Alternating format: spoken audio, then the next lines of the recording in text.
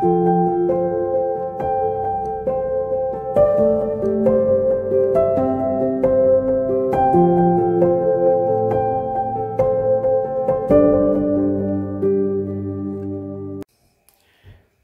à chacun et chacune pour ce temps de partage biblique.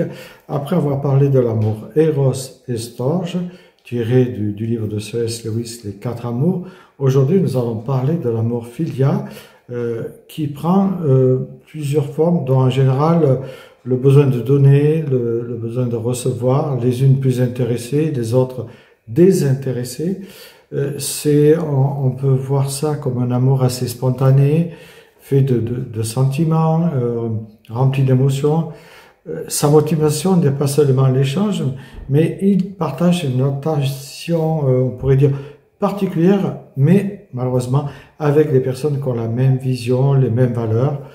En fait, cet amour attend en retour. J'aide une personne dans l'idée qu'il pourra lui aussi me rendre service quand je serai dans le besoin.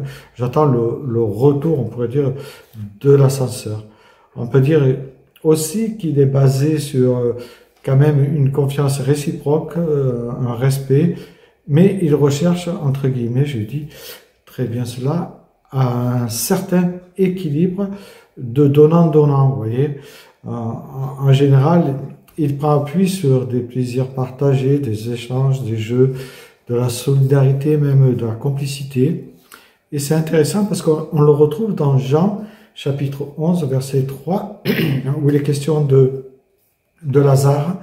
Les sœurs envoient dire à Jésus, « Seigneur, voici celui que tu aimes est malade. » Et là, il est bien question de l'amour Philia. Il désigne ici plutôt la bienveillance envers quelqu'un, mais aussi le fait d'apprécier quelque chose ou une activité.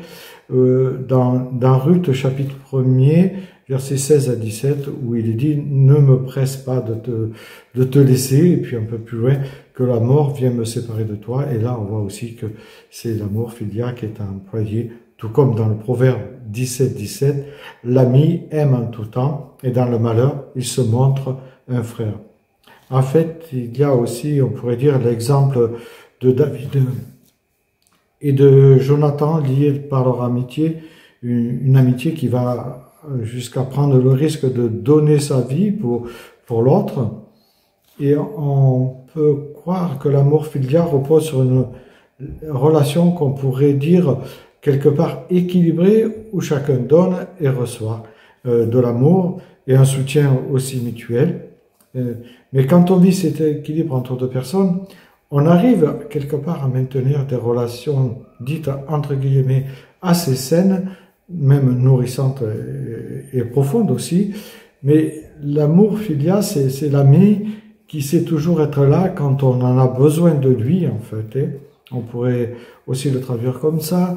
Cette amitié est sans doute l'amour le moins naturel, car il n'est pas superflu, puisqu'il nous fait entrer dans une relation de proximité, de confiance, mais aussi une relation d'intimité profonde avec le prochain.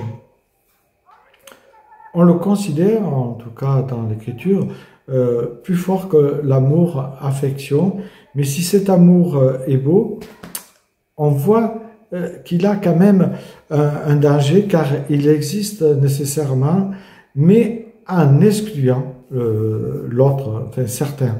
En général, il se dédie à un cercle bien limité, mais pas à d'autres. Et c'est là où on peut dire qu'il y a un danger, car l'amour Philia n'est pas une forme d'amour à rejeter, bien sûr, mais il est insuffisant pour bâtir des relations solides et durables avec les gens qui nous entourent, avec notre prochain ou nos prochains.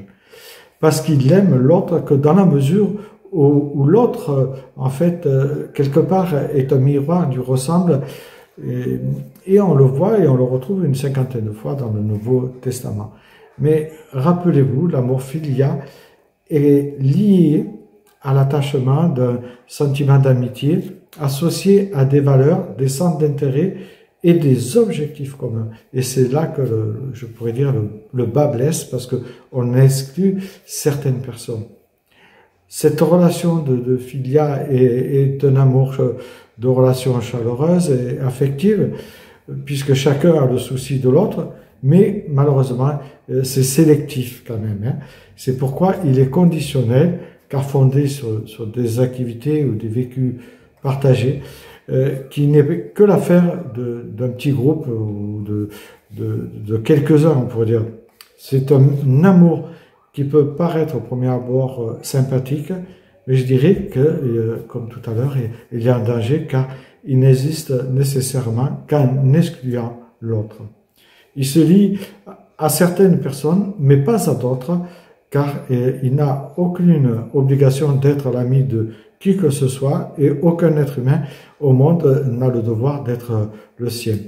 Le sentiment d'élection, on pourrait dire comme ça, est la perversion de l'amour filial. Je vous souhaite une bonne journée, que le Seigneur vous bénisse et à la fois prochaine pour l'amour agapé.